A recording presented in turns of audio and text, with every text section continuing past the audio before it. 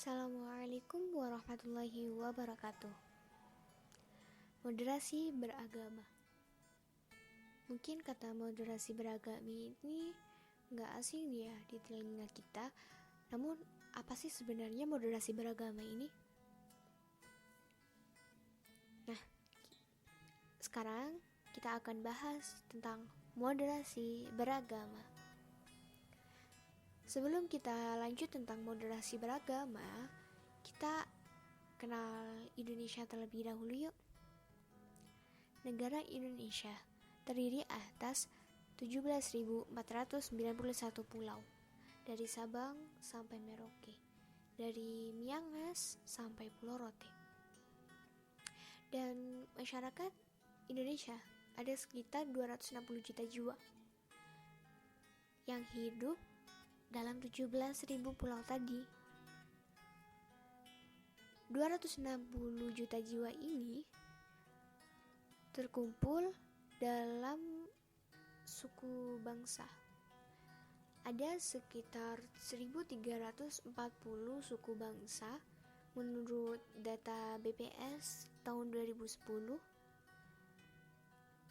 dan di mana suku-suku ini pasti memiliki masyarakat yang beragama beda-beda. Gak mungkin satu suku hanya ada satu agama. Mungkin itu sangat minim. Menyinggung tentang agama. Agama yang diakui oleh pemerintah Indonesia itu ada 6 agama. Yang pertama Islam, yang kedua Kristen, yang ketiga Katolik, dan yang keempat Hindu, kelima Buddha, dan yang keenam Konghucu.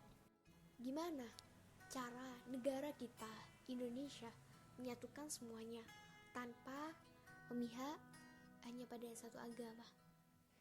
Jawabannya ada pada Pancasila. Ya, Pancasila sebagai dasar negara Indonesia memiliki 5 sila yang dirumuskan secara matang dengan memandang dari latar belakang negara Indonesia. Apa sih moderasi beragama tadi? Kata moderasi dalam KBBI diartikan sebagai pengurangan kekerasan dan penghindaran keekstriman. Ya,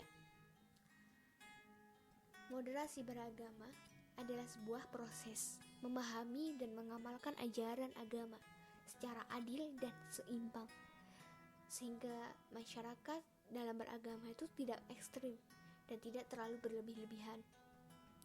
Hal ini ternyata telah diterapkan dalam sila pertama Pancasila.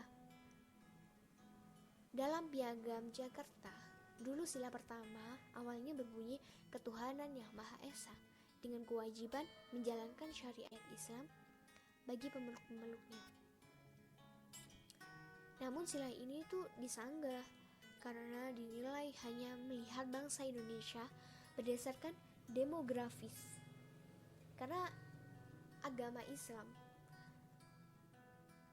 di Indonesia sendiri itu ada sekitar 90% masyarakat Indonesia memeluk agama Islam.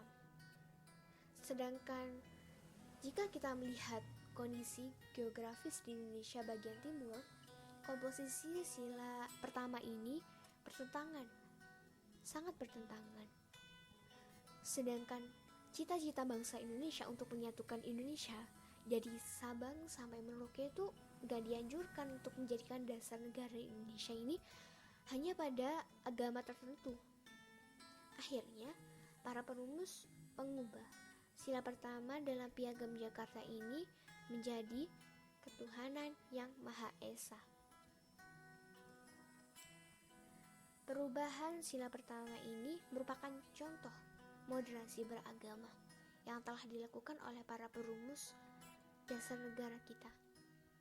Kemudian, gimana kita sebagai pelajar, juga generasi muda, dalam menyikapi moderasi beragama di era modern ini? Kita sebagai pelajar harus paham 4 pilar bangsa Indonesia.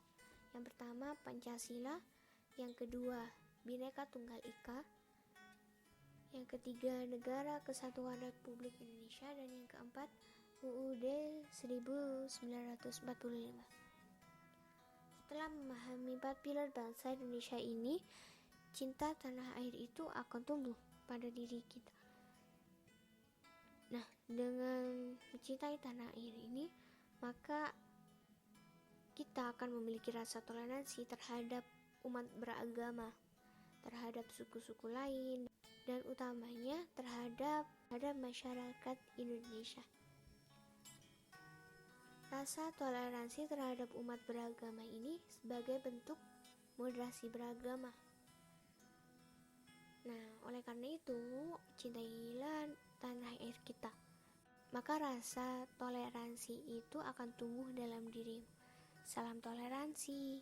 Terima kasih. Wassalamualaikum warahmatullahi wabarakatuh.